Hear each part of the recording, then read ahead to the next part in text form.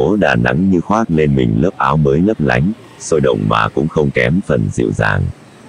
Từ ngã ba Võ Nguyên Giáp Nguyễn Văn Thoại, nơi mà gió biển thổi mặn vào từng nhịp thở, ta bắt đầu cuộc dạo bộ đêm trên con đường sôi nổi bậc nhất Đà Thành. Lúc này đã quá 20 giờ, phố không ngủ, người không mỏi. Những nhà hàng hải sản ven biển phía sau lưng vừa dứt những tiếng rô rô, ánh đèn neon còn loang loáng trên mặt xe.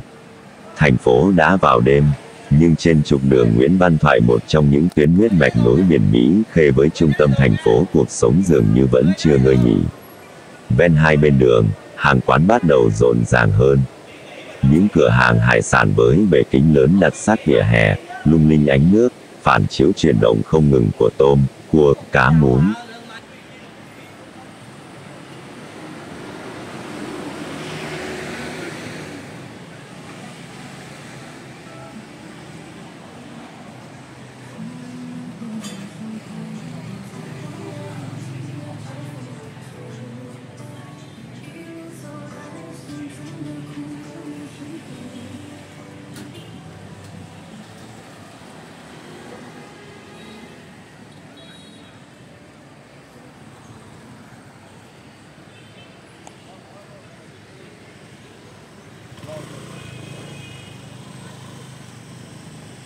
Bước chân trên Nguyễn Văn Thoại, hai bên đường rực rỡ đèn led xanh đỏ, xen kẽ những quán cà phê mang nhiều phong cách, thỉnh thoảng là một vài shop bán đồ lưu niệm du lịch hay cửa hàng thời trang du lịch xen kẽ.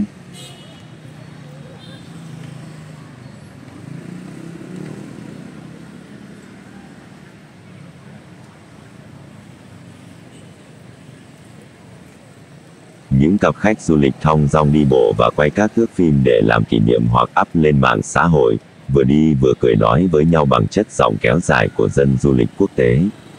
Nguyễn Văn Thoại đêm là bản giao hưởng của âm thanh, tiếng xe máy nổ giòn, tiếng cười nói và tiếng loa từ hàng quán. Khu vực cuộc sống Việt Nam 24 giờ đang đi được chiếu sáng bởi hệ thống đèn được cũng như từ các nhà hàng hắt ra, khiến cho cung đường trở nên rất bắt mắt các du khách. Đó là lời chào, lời mời của đường Nguyễn Văn Thoại đối với du khách trong nước và quốc tế.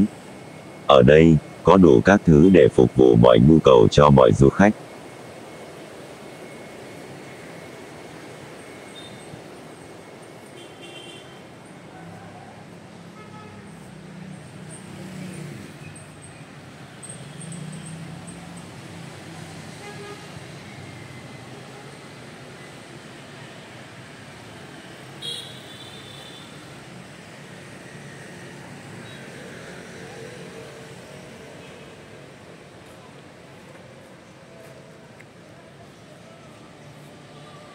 Đường Nguyễn Văn Thoại Đà Nẵng rất phát triển, thu hút nhiều du khách cũng như người dân khu vực đến vui chơi.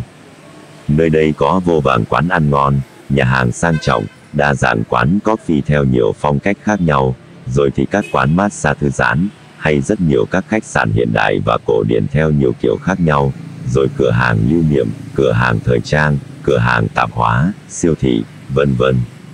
Ngoài ra, tuyến đường này cũng chứa rất nhiều các doanh nghiệp lớn nên cơ hội tìm kiếm việc làm tại khu vực này là rất khả quan và rộng mở.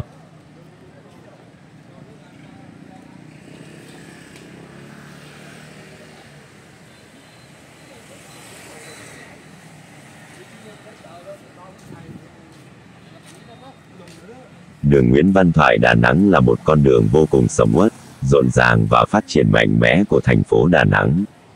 Trên con đường này có vô số các địa điểm ăn uống, vui chơi và giải trí.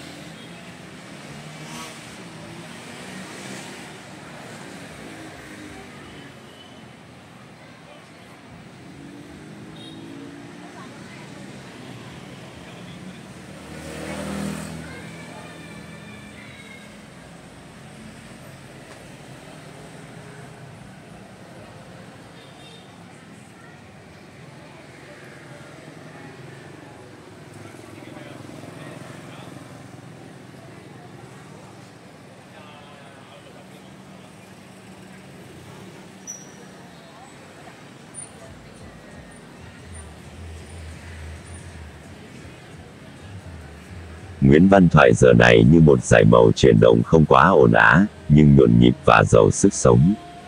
Từ ngày du lịch biển Đà Nẵng tạo được tiếng vang, đường Nguyễn Văn Thoại cũng trở nên có giá, với hàng chục khách sạn và nhiều quán cà phê đẹp. Đường Nguyễn Văn Thoại Đà Nẵng là con đường lớn chạy từ cầu Trần Thị Lý thẳng ra biển Mỹ Khê Đà Nẵng, cũng như hướng về sân bay quốc tế Đà Nẵng.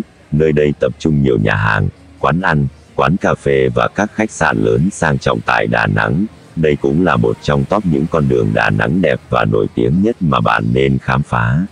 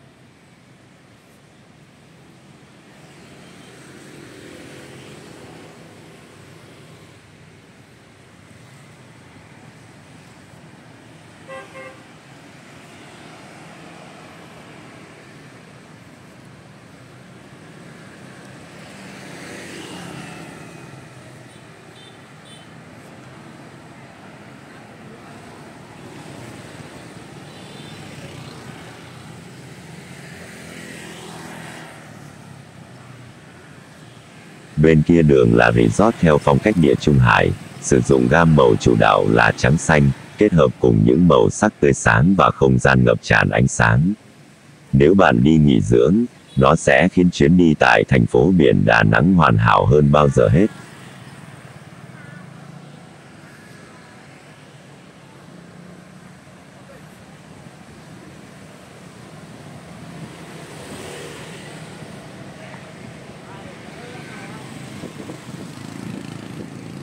Ngoài đề nghị, ở đây còn có ẩm thực vô cùng đa dạng.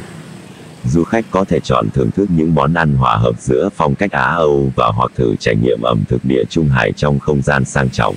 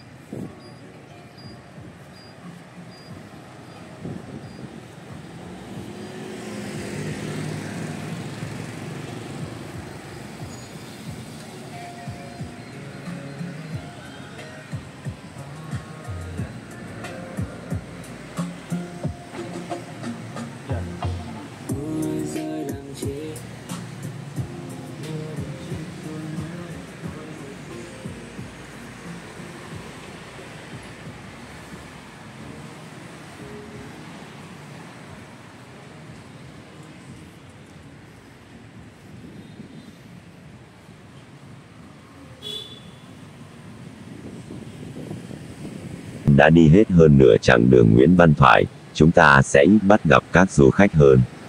Có lẽ điểm du lịch dành cho các du khách trở nên ít đi và không còn sáng rực ánh đèn như nửa đường trước. Lúc này, tuyến phố trở nên bình dị và gần gũi với người dân hơn.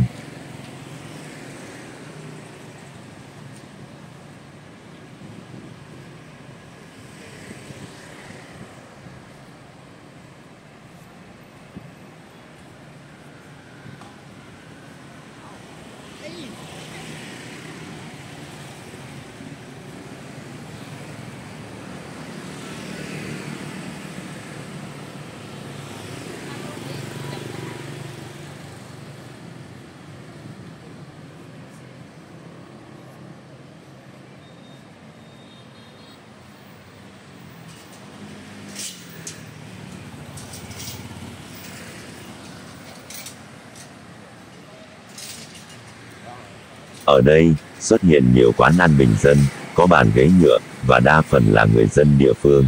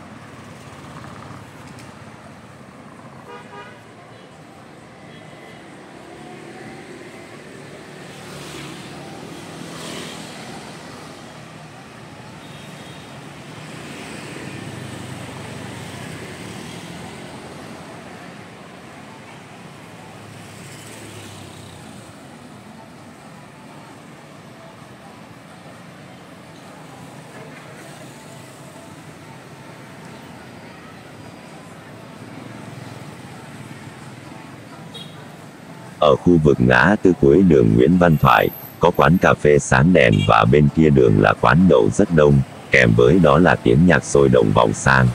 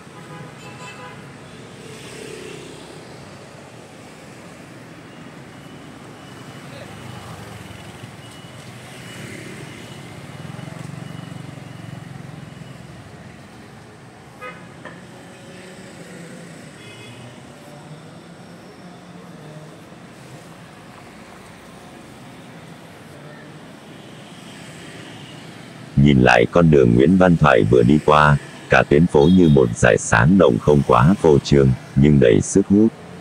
Những nhịp sống nhỏ hòa quyện, tạo nên một bức tranh đêm đặc trưng của Đà Nẵng hiện đại, năng động nhưng không mất đi vẻ bình dị thân quen. Thành phố không ngủ, và Nguyễn Văn Thoại chính là một trong những con đường thức khuya nhất nơi dòng người vẫn đi, ánh sáng vẫn chảy, và hơi thở của Đà Nẵng vẫn đậm đà từng bước chân dạo phố đêm.